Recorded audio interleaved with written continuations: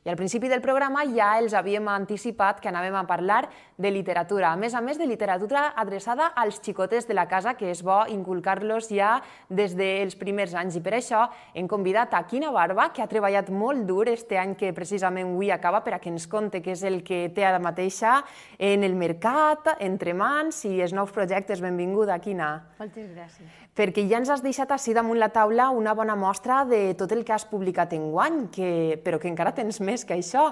Anem a parlar d'esta caixa tan xula que ens has deixat així damunt. Què és el que conté? Llegim amb Quina és una col·lecció de lectoescritura que va adreçada a lectors de 3 a 5 anys i que està formada per 18 llibres que van creixent en dificultat. Els 3 primers exemplars van destinats als lectors a partir de 3 anys. Després hi ha un grup que va per al lector a partir de 4 anys.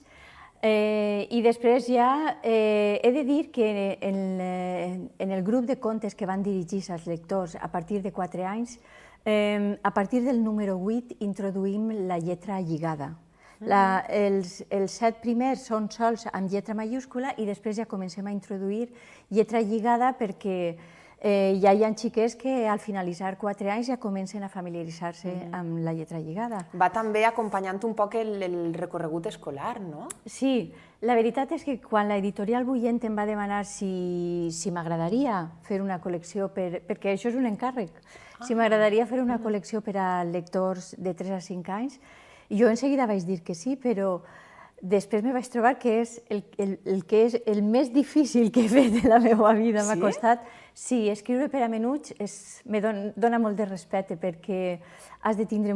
Igual, en tot el que escrius tens cura amb el llenguatge, però escriure tan poc text i que tinga molt de significat per a ells és difícil.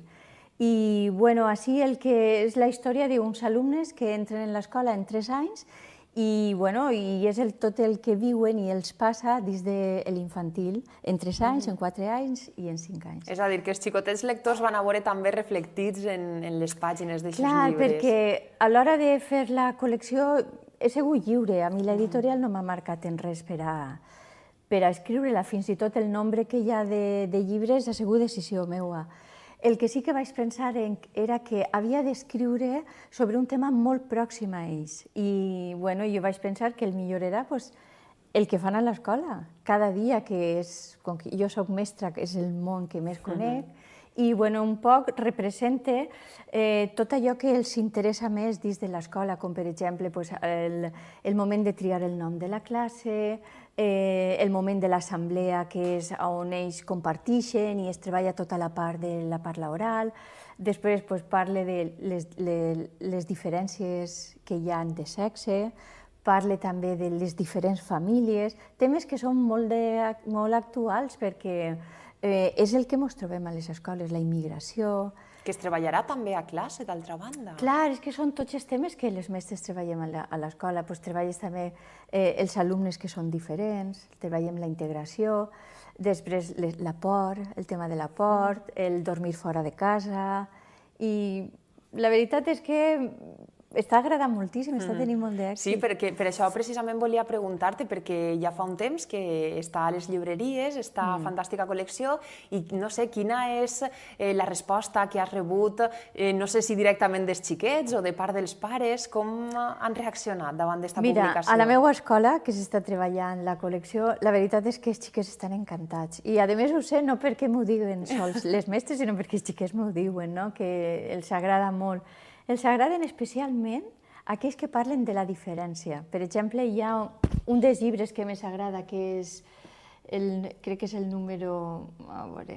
És que en són 18, és que en són moltíssims. Qui és Mario és un llibre que agrada moltíssim, tots els xiquets el solen anomenar, perquè parla d'un xiquet que arriba nou a l'escola i que no camina bé, té una discapacitat, i va amb muletes. Els encanta que els expliques que hi ha persones diferents, com pots ajudar-les.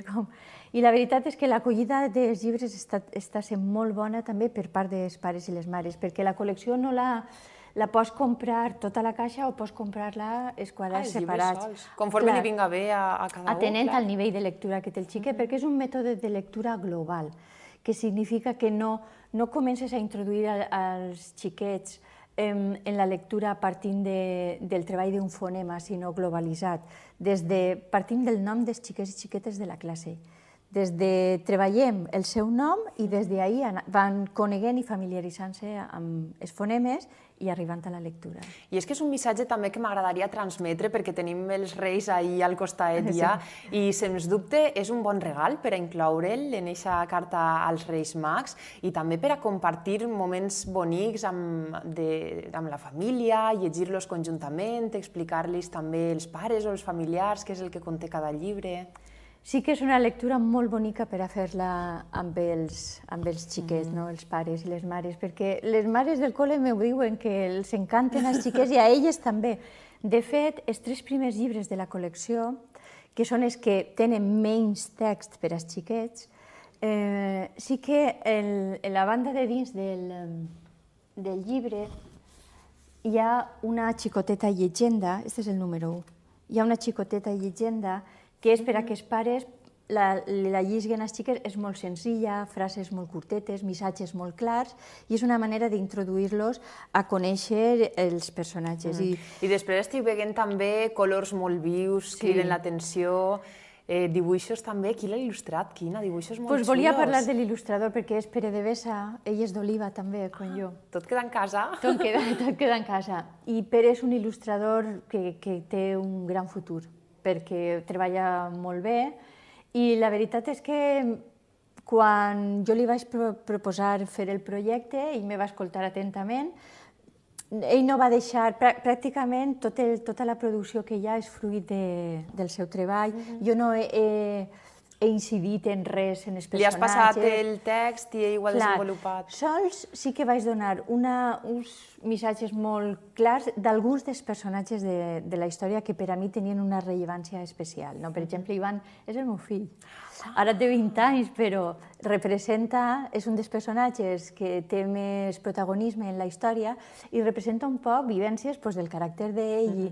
Hi ha alguns xiquets de l'escola també, alguns personatges, per exemple, Ximo també és un xiquet de l'escola, el que està en esta portada. Aleshores és una forma, a l'escriure-ho, de retrobar-te també les teues pròpies emocions en la teua família, amb els teus xiquets. Sempre, sempre. Mira, jo la veritat és que quan escric perquè tinc una idea, una història que contar i sempre em dono compte que, encara que jo no m'ho plantege, acabe volcant-me en la història i tornant a tu mateixa. I tornant a mi mateixa i reflectint moltes emocions i moltes coses que a mi m'inquieten i m'interessen.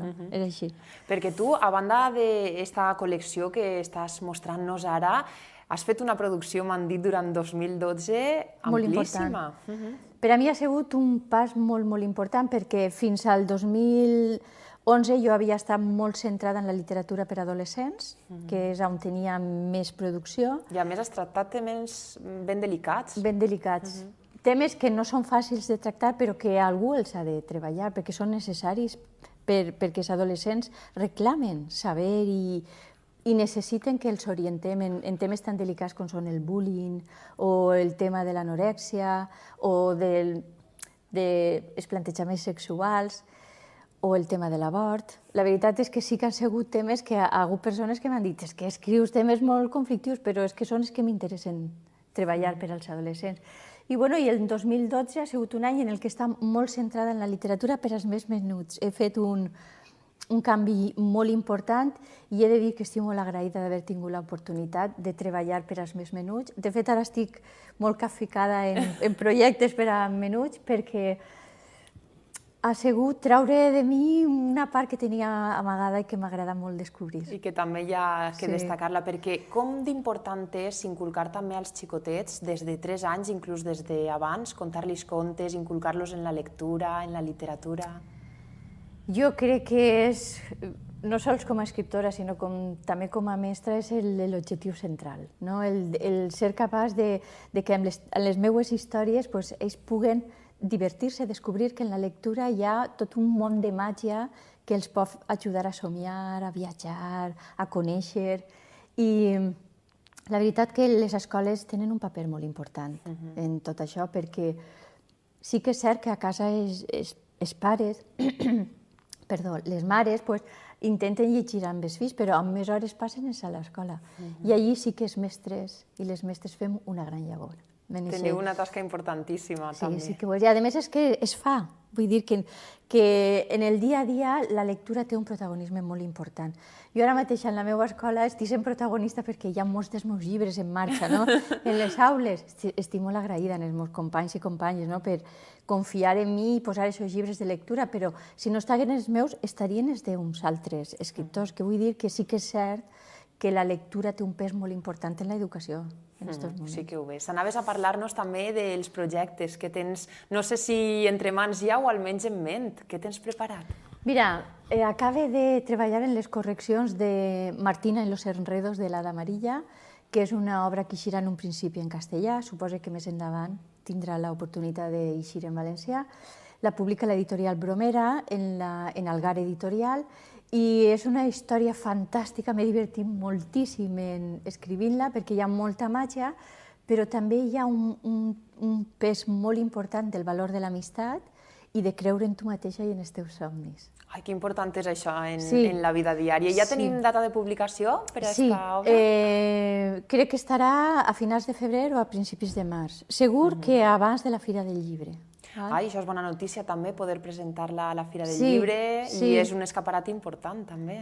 Sí, estarà ahí abans de la Fira del Llibre. Això ha sigut l'últim projecte que ja està el contracte signat. Estic esperant saber quina il·lustradora va...